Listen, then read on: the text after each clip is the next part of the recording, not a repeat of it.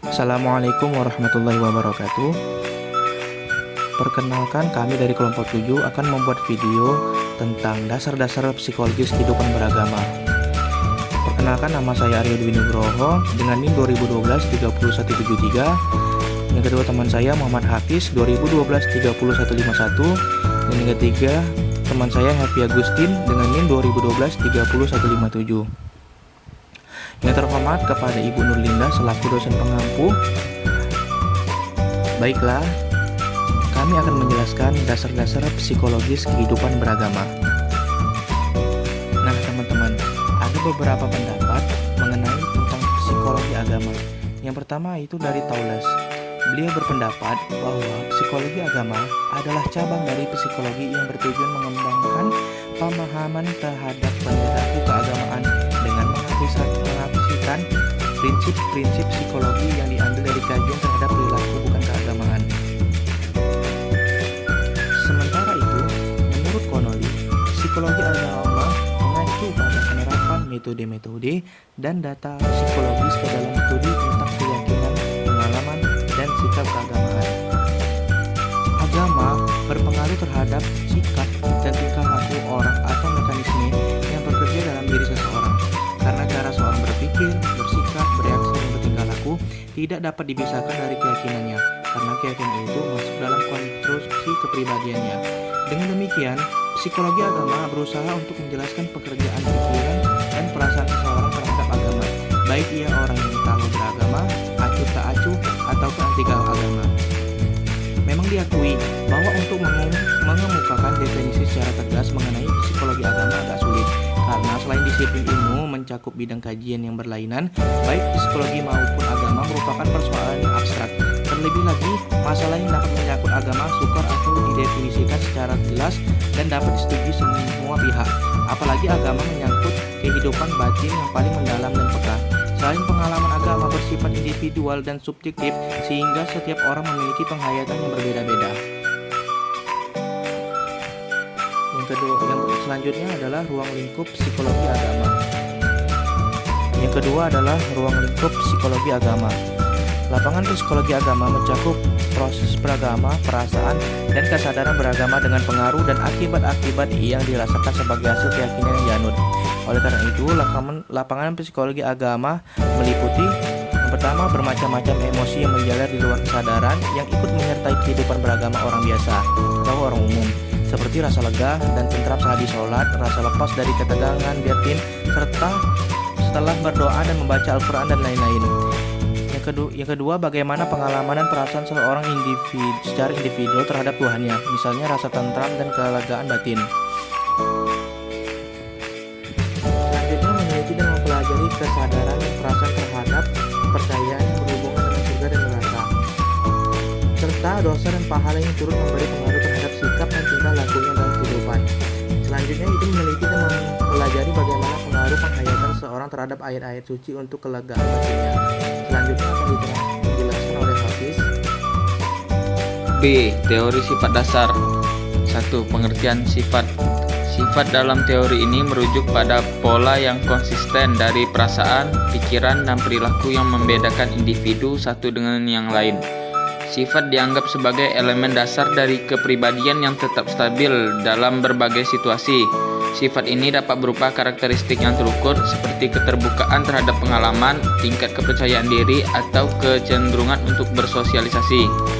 Teori sifat dasar dalam psikologi adalah pendekatan untuk memahami kepribadian dengan mengidentifikasi dan mengukur sifat-sifat atau karakteristik yang cenderung tetap stabil sepanjang waktu dan konsisten dalam berbagai situasi. Teori ini berfokus pada identifikasi dan pengelompokan sifat-sifat tertentu yang dapat digunakan untuk mendeskripsikan dan memprediksi perilaku seseorang. 2. Teori sifat dasar yang terkenal. Yang pertama, teori 5 faktor, 5 factor model atau Big Five.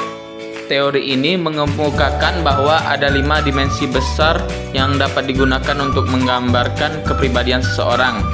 Kelima dimensi tersebut adalah yang pertama, neurotisme, yaitu mengukur tingkat kestabilan emosional seseorang.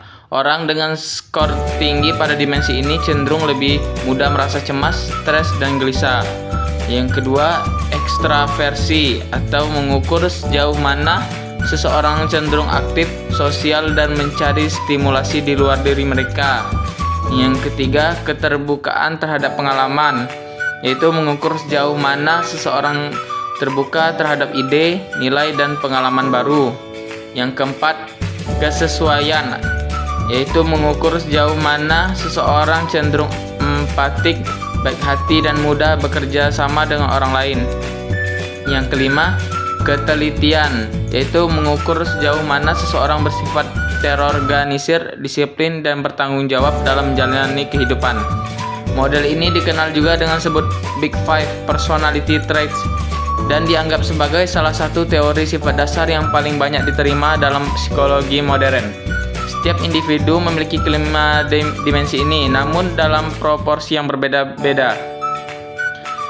Yang kedua, teori 3 dimensi Eysenck. Hans Eysenck mengembangkan teori sifat dasar dengan mengumpulkan 3 dimensi utama yang mengatur kepribadian manusia.